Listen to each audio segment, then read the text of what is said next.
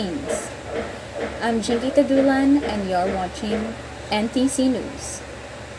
For today's What's Relevant news, we will be tackling about the importance of education in poverty reduction. As a first step toward understanding the importance of education in poverty reduction and parental involvement in a child's education, we draw from a research study on how poverty affects a child's education and how education can reduce the poverty rate or vice versa. In this study, we present the findings of a survey completed by 16 National Teachers College students.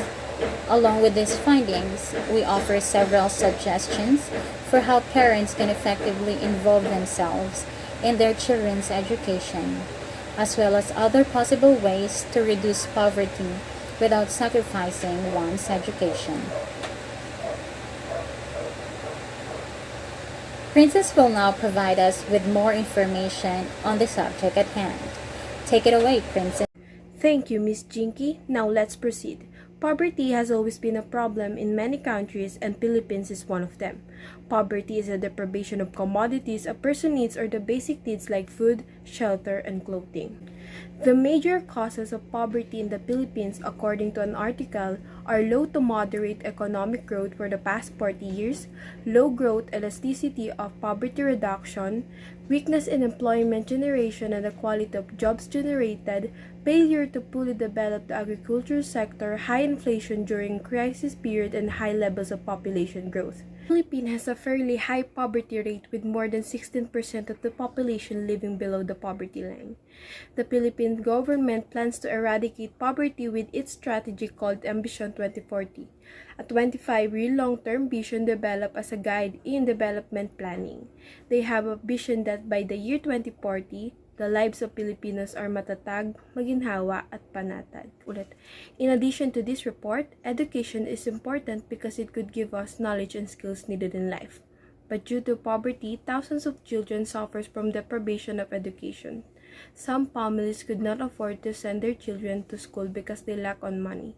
Some parents of these kids also did not attend to school due to same reason. The possible solution for this matter is the government should do something.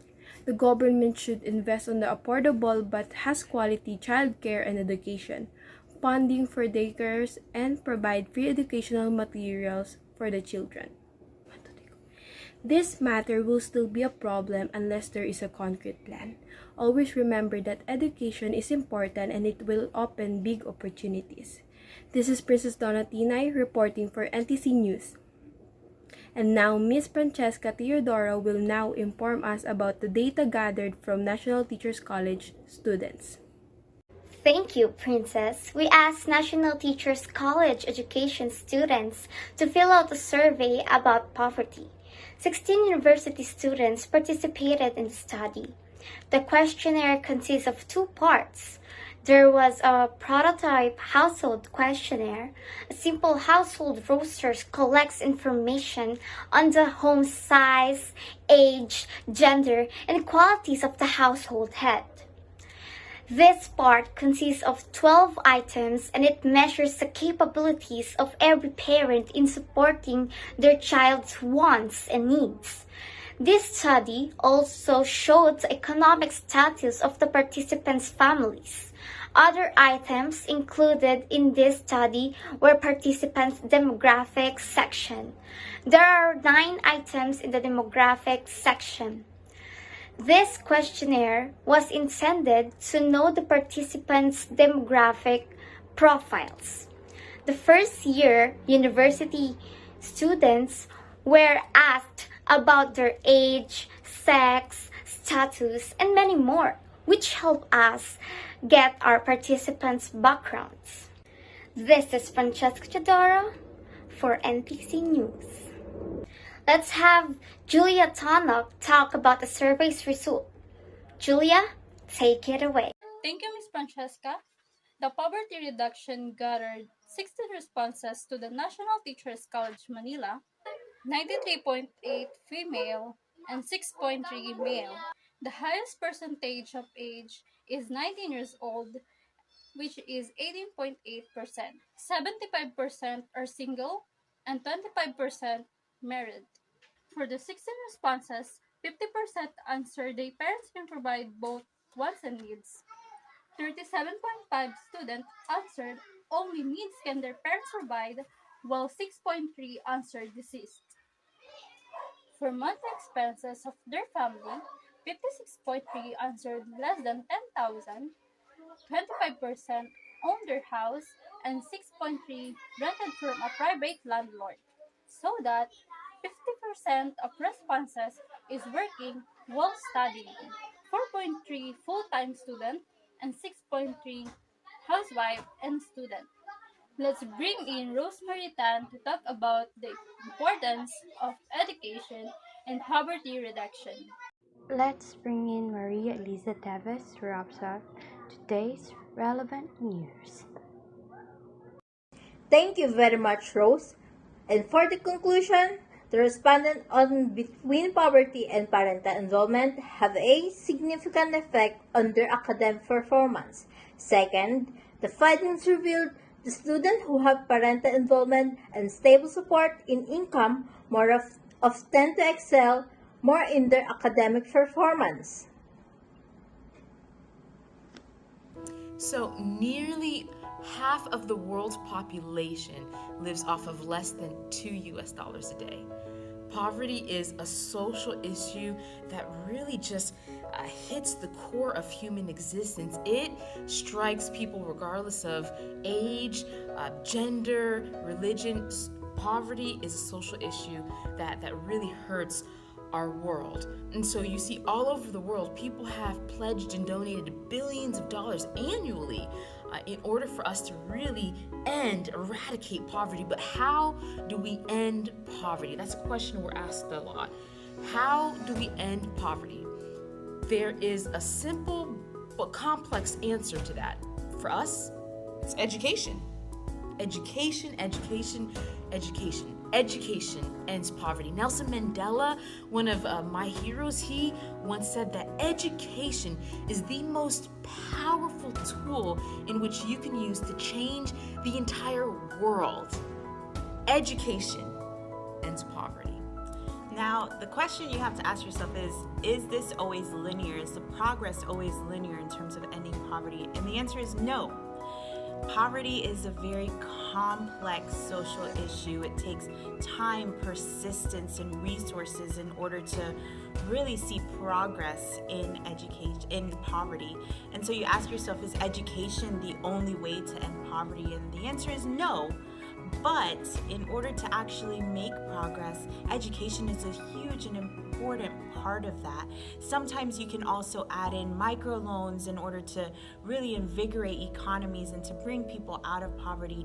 But in order to really bring an impact into poverty, education must be part of the equation, because people are the most valuable resource in a community. And through them and through investing in them is the way that communities will progress out of poverty. The way that we see it is that education is the hinge on which the door of opportunity swings wide open. And so you might be wondering, okay, so what is education? Do you just mean going to school? No, there are three different main forms of education. There's formal education, non-formal education, informal education. Formal education is what we're all used to here in America. It's your primary, secondary, university level type of school. It's this fixed institution that's recognized usually by governments that gives a really rigid forms of education. It's not really too flexible. Non-formal education, on the other hand, is education that's seen through trainings. It could be workshops, conferences, seminars, usually given by nonprofits and other organizations. There is a rigidness to it, but there's also flexibility within non-formal education. Informal education is the type of education that we all gain on a daily basis. It's education, knowledge that's gained through our lived experiences in our home, through our friends, in our workplace. It's basically just by living, we're learning and finding out how to processes and how to process the world around us. And so formal, non-formal, informal. Usually when people look at education as a way of breaking poverty, there's a lot of focus on formal education, which is why P4H, we really do teacher training, because 80% of Haitian educators aren't trained or qualified. So we really focus on formal education, but there's also non-formal education, which is also what we do through our trainings and our workshops. We do believe that these three forms of education can really empower communities to break the bonds of poverty. So if you have a passion to see poverty eradicated, education should be a critical part of your ideas and solutions to ending poverty.